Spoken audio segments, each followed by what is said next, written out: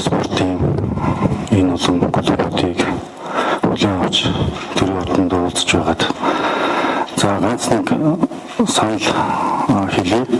Манай клуб бас ер нь онцгой газартаа 2015 онд самун жижиг сурж байсан.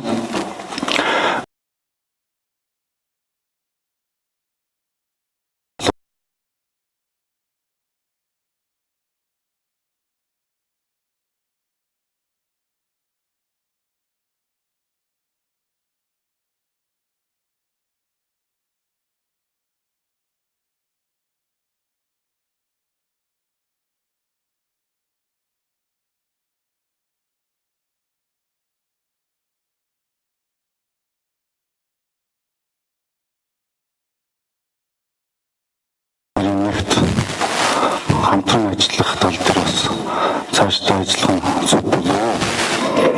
За хоёр дахь асуудал нь бол одоо өндрийн эргэлүүдийг хориглох гэхээсээ илүү хөгжүүлэх нь илүү чухал. Энэ бол аяр жуулчтай шууд холбоотой. Бол бүгдээрээ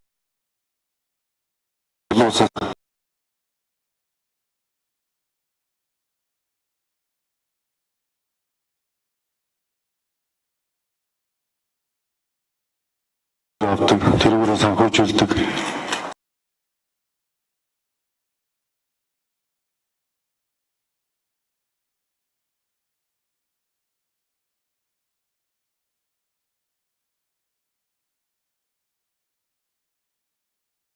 Гэсэн зүгээр санагдаа байна.